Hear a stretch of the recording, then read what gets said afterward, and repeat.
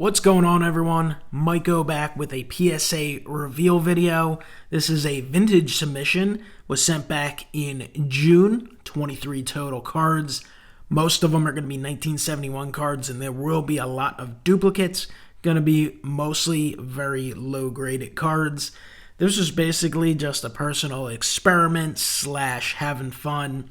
Basically, I bought some beater cards that are in rough condition. I wanted to get them slabbed and kind of see how they did, how the different little conditions did. 1971 tops, very tough black borders.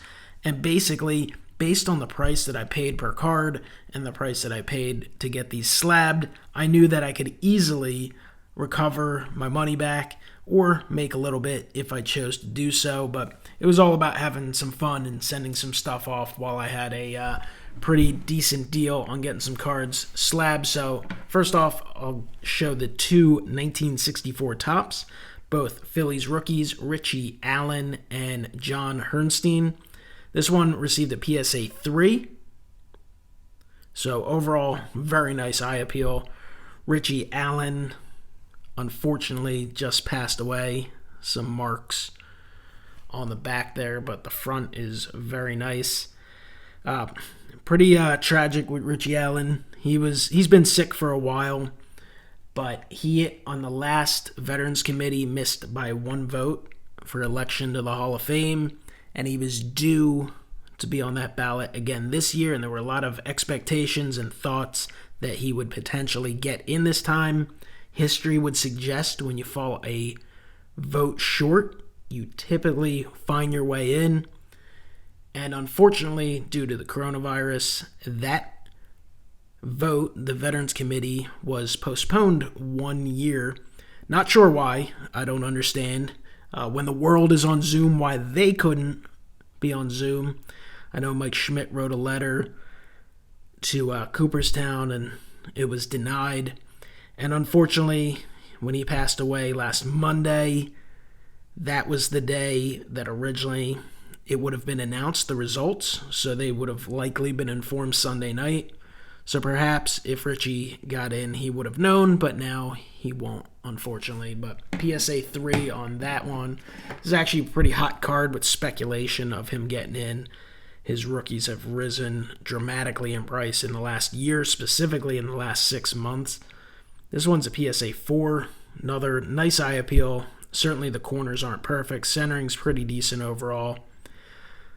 Printing's pretty solid too. A lot of times you have some scratches on the black, so I kind of felt like this one could be slightly better, but overall, 3 and a 4. I did not pay a ton for those, so I'm really not super disappointed or anything. All right, sent in 2 Burt Blyleven rookies, and I knew these would grade very low. Got a 1 and a 1.5. 71 tops, very sensitive, as you can see, very susceptible to chipping, and these ones were certainly well loved. So here's the thing, 1 and 1.5, right? Not a big deal.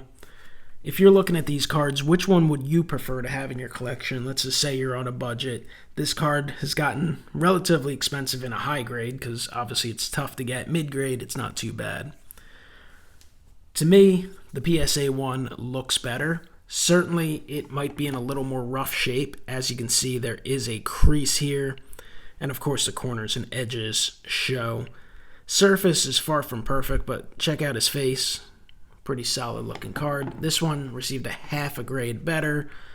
Doesn't have the crease, but certainly is plenty of chipping and beating. But look at the face. Look at the marks on the face. Little scratch, little marks on the cheek. To me, the 1 has overall better eye appeal. Color is a little better on the 1.5.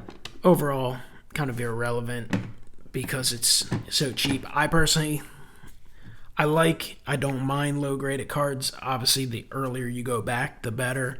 71, you prefer a little bit better once you get to the 70s, but some people just want to have the cards slabbed for the collection.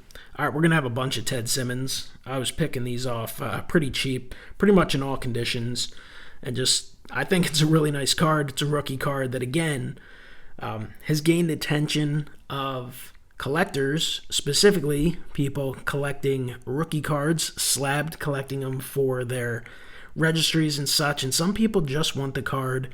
They're not too worried about the grade. They're not super worried about the condition if they can get it at a cheaper price. This card had been pretty hot after Ted Simmons was elected to the Hall of Fame. Still not inducted. That should happen hopefully this summer, since inductions were postponed in 2020. But overall, again, super condition of sensitive card. 1.5 on that one with a lot of little creases and bends. We have a 2. So from the 1.5 to the 2, obviously you see the black up top, a little more solid. The centering, the centering's off on both of them. I would say the one on the left looks a little better, but both have rough corners. Here's a 2.5. This one is a half a grade better than the one to the left, but it does have a print mark here, which if you're looking for these things, you can notice centering's pretty similar. I don't know that the eye appeal on the 2.5 is much better than the one on the 1. Of course, you have to factor in the back. The back's overall not too bad. I would say the back is a little nicer on the 2.5, though. Here's another 1. Definitely centering issues and little creases and scratches up top. So, well-deserved 1 there. There's another 2. Compare the 2s. Fairly similar. Centering certainly better on the one on the right, but that has an issue right there and there. So to me, this was just, again, like I said, a lot of people wouldn't even bother with these cards, sending them in, and you could say it's a waste of time. This one received a 2, which I think is extremely generous on this one. You got a 2 MK. You see the mark here. But to me, that loss, that paper loss on the face, to me should be an automatic 1. So I think this is a very generous grade. I would take any of the 1s or 1.5s over this 2 MK any day. We got a VG3. So basically what this just goes to show, it's obviously an opinion. Grading is an opinion, an educated opinion, an experienced opinion, a professional opinion, but an opinion nonetheless. So as many say in this community, you always want to buy the card, not the grade. You want to make sure you're happy with the card. Just because a card's assigned a certain grade doesn't necessarily mean that you should pay more for it. There's another 2. Not too bad looking overall. I think when cards are in the holder, the vintage stuff, I go right towards the center. That's why I'll notice the centering with vintage. And again, 71, it is vintage, but it doesn't feel like vintage to me. I really do feel like 50s and 60s, but 70s are a long time ago at this point. When I look at vintage, generally speaking, to me, obviously the color, the overall eye appeal, centering is a huge part of the eye appeal to me. I'm focused on that center of the card and going outward. So the corners, the rough corners, specifically when in a holder, do not bother me as much as they might some. Here's a 4. Definitely a much cleaner card than some of these others. Compare it to the 3.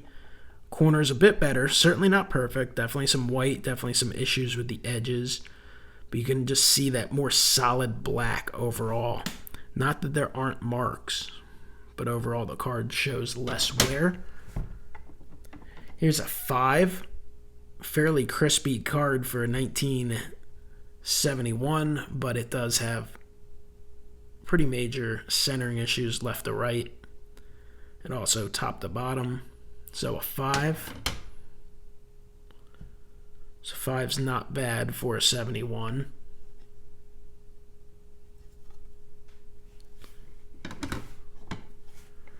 One and a half. Again, it's going to show a lot of edge and corner wear. Then you have a surface scratch. Here's a 6. Compare the 6 to the 5. Little better centering.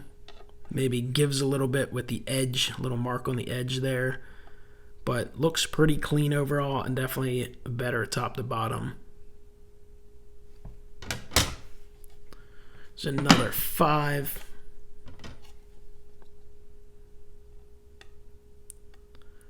To me, this is the stronger 5. Solid centering. Not perfect, but not as severe as the one on the left.